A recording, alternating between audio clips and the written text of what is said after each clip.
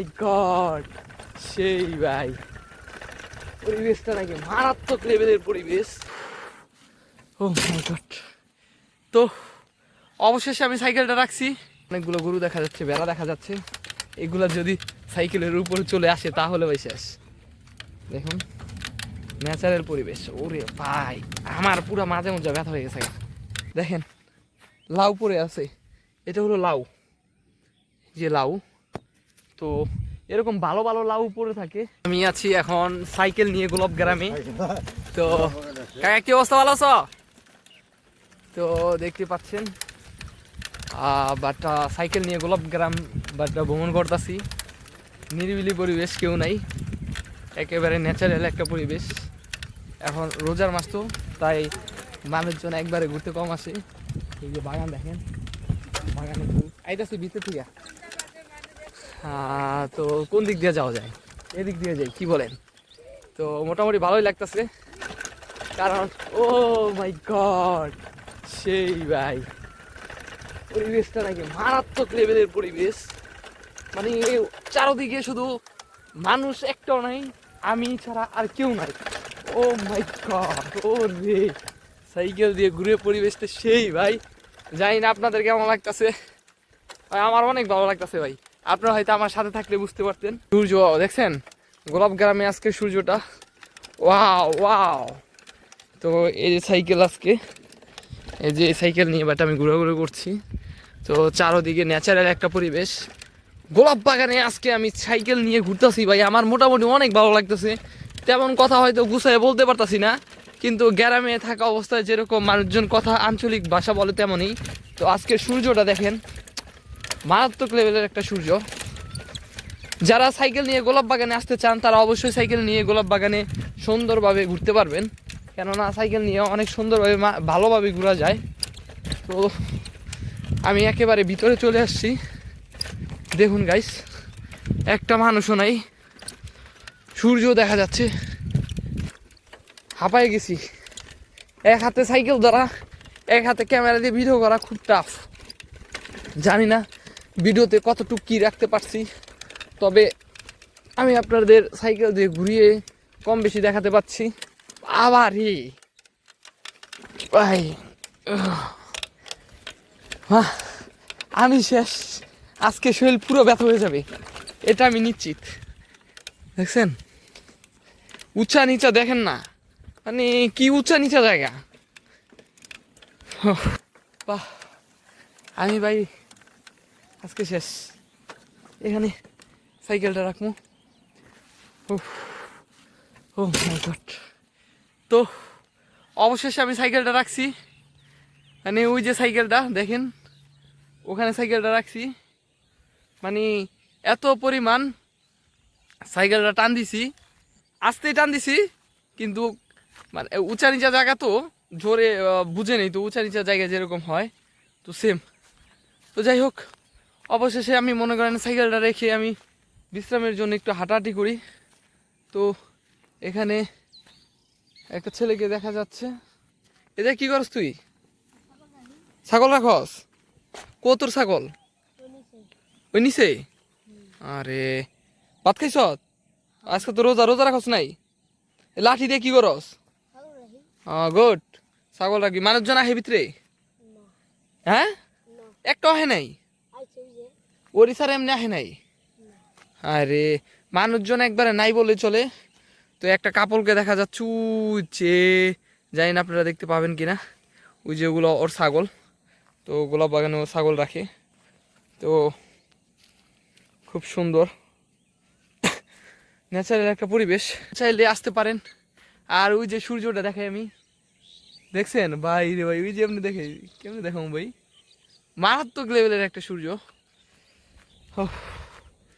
সাইকেলটা কি অবস্থা আছে। যাই হোক, ওই পাশে হলো সরিষা বাগান, ওই পাশে আরেকটা, ওই পাশে গেলে মূলা ক্ষেত দেখতে পাবেন। তারপর এই পাশে হলো বিল, এই যে এই পাশটা হলো বিল, বিলের সাইড। মানে সব মিলায় মোটামুটি গোলাপ বাগানে যারা রোজার মাসে ঘুরতে আসবেন, দেখা গেল দুপুরের আগে আসবেন, সকাল 9টা থেকে 12টার ভিতরে ঘুরে যাবেন, সুন্দর একটা পরিবেশ পাবেন। বিকালবেলা আসতে পারবেন, কিন্তু দেখা গেল বিকালবেলা একটা মানুষও থাকবে না, নির্জন পরিবেশ, ভিতরে না ঢুকলে বেটার। যদি আসেনও বা তাহলে সামনে থেকে ঘুরে চলে যাবেন। আর আমি এই ভিতরে এসে একটা মাত্র কাপল দেখতে পাইছি ভাই, ওই যে ওই পাশে কাপলটা, তাছাড়া আর কোনো কাপল দেখতে পাই নাই।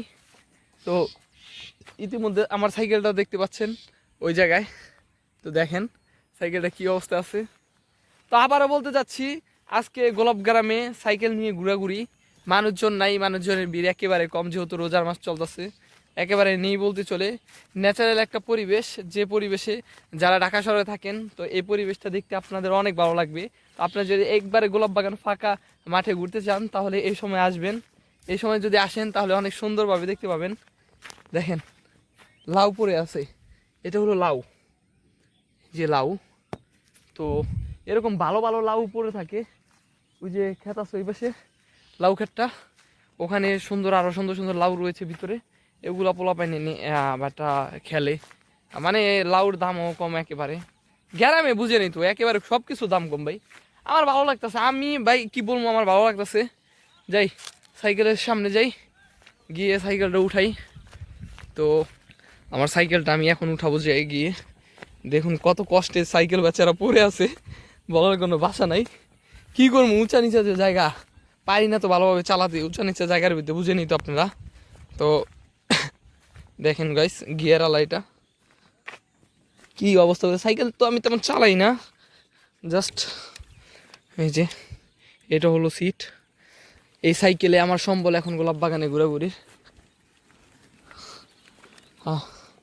আমি হাঁপাই গেছি, বিশ্রাম তো নিলামই ভালো, দেখি মানি ব্যাগ পড়ছে কিনা, না মানি ব্যাগ পরে নেই। তো আবারও যাই একটু একটু করে, দেখা যাক সাইকেল নিয়ে আজকে কতটুকু ঘুরি। ওরে ভাই আমার তো ভাই আমি শেষ, দেখেন জায়গাটা দেখছেন নাকি ভাই, জায়গা দেখুন যায় নাকি আমি তো বুঝতেছি না। দেখুন বাবা রে বাবা,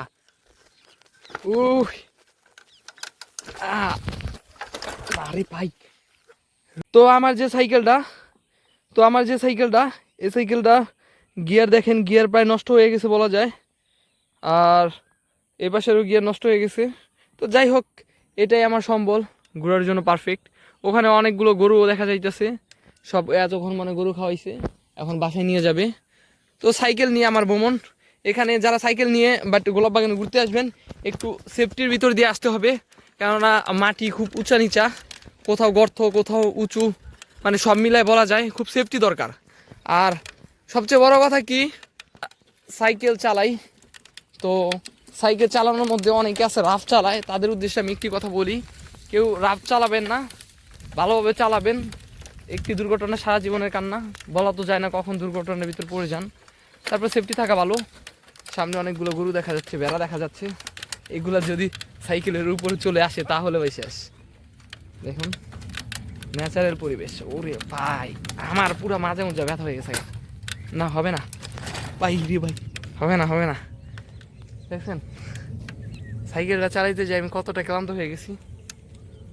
তো আবারও বলতে চাই, বাট গোলাপ বাগানে আজকে আমি সাইকেল দিয়ে ঘুরেছি, জানি না কতটুকু কথা আমি গুছিয়ে বলতে পারছি, তবে আমি কথা গুছানোর চেষ্টা করিও না, কেননা আমি আঞ্চলিক, যেভাবে আমি বড় হয়েছি, যেভাবে আমার এলাকার মানুষজনের সাথে কথাবার্তা বলি, সেম আমি সেভাবে ভিডিওর মাধ্যমে আমার প্রতিটা কথা তুলে ধরি, কারণ আঞ্চলিকের একটা টান আছে, যে টানটা যতই শুদ্ধ করতে চান না কেন সেটা বেজালের ভিতরে পড়ে যাবেন। আর আঞ্চলিক দেখা গেল যার যে একটা ভাষা, সেই ভাষার ভিতর আলাদা একটা মানে মায়া আছে, যেটা বাটটা বললে নিজেরই ভালো লাগে। তো গাইস আমার বাসা আপনাদের কেমন লাগে অবশ্যই আপনার কমেন্টে জানাবেন, আর বেশি বেশি আমার ভিডিওগুলো শেয়ার করে দিবেন আপনাদের বন্ধু বান্ধবের সাথে, একসাথে মিশে দেখবেন। আর সবচেয়ে বড় কথা, আমার অনেক ভুলভ্রান্ত রয়েছে, সেই ভুলভ্রান্ত থাকুক, আমি মনে করি সেটা আপনাদের মাধ্যমে শুধরাবো। আপনারা আমাকে কমেন্টে জানাবেন কি ভুল হয় না হয়, সেটা আমি শুধরানোর চেষ্টা করব। আর যাই হোক, আজকের মতো এখানে ভিডিওটা সমাপ্ত করতে যাচ্ছি। চ্যানেল নতুন হয়ে থাকে চ্যানেলটা সাবস্ক্রাইব করে দিবেন, আর পাশে থাকে বেল আইকনটি অন করে রাখবেন, যাতে যখন আমি ভিডিও আপলোড করবো তখনই যাতে আপনারা দেখতে পারবেন।